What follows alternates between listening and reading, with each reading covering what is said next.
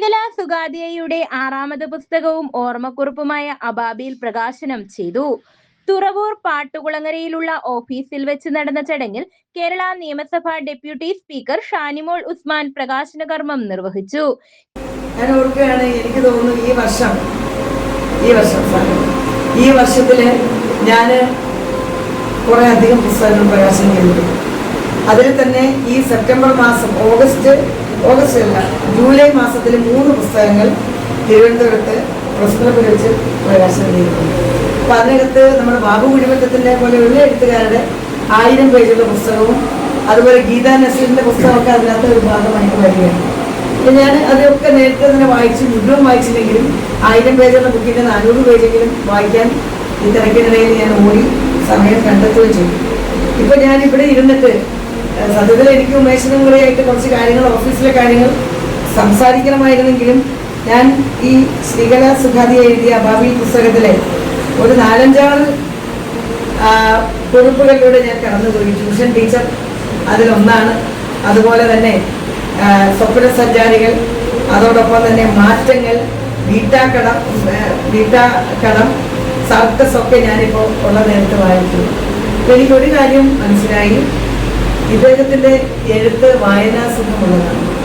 വളരെ വായിക്കാൻ എളുപ്പമുള്ള ഭാഷയിൽ എളുപ്പം ആളുകളുടെ മനസ്സിലേക്ക് എത്തുന്ന രീതിയിലുള്ള പ്രമേയങ്ങളാണ് ശ്രീകല ഈ പുസ്തകത്തിൽ ഉൾക്കൊള്ളിച്ചിരിക്കുന്നത് എന്ന് അഭിമാനപൂർവ്വം പറയുന്നു. അപ്പോൾ ഞാൻ ഓർത്തു, ഈ പ്രസാധകരും അതുപോലെ തന്നെ എന്താണ് ഈ പുസ്തകത്തിൻ്റെ എഴുത്തുകാരിയെ കുറിച്ച് പറഞ്ഞപ്പോൾ 6ാമത്തെ പുസ്തകമാണ്, കവിതാ സമാഹാരം അടക്കം പ്രസിദ്ധീകരിച്ചു കഴിഞ്ഞിരിക്കുന്നത്. അപ്പോൾ ഈ അബാബിൽ എന്ന് പറയുന്നത് യഥാർത്ഥത്തിൽ ഒരു പക്ഷിയുടെ പേരാണ്. അത് ഖുറാനിൽ തന്നെ പറയുന്ന ഒരു ചെറിയ പക്ഷിയാണ് Ababil.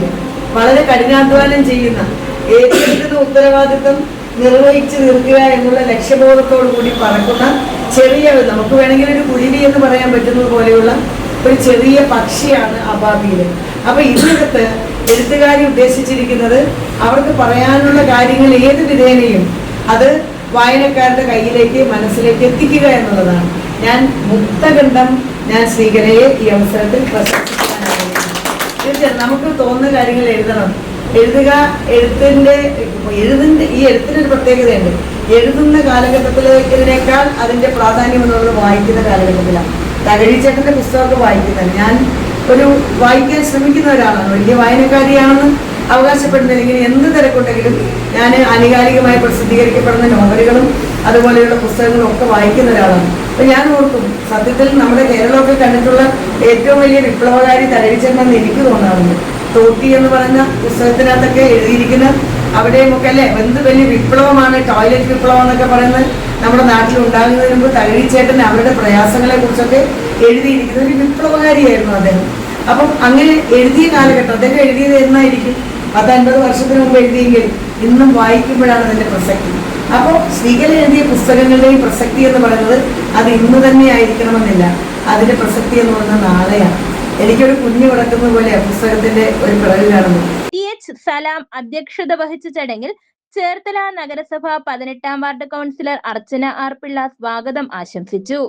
Anil Lal, advocate Umeshan, K Sharif, Shaheen Kochubava, MD. Vishwambharan തുടങ്ങിയവർ ചടങ്ങിൽ പങ്കെടുത്തു. News bureau, Cherthala.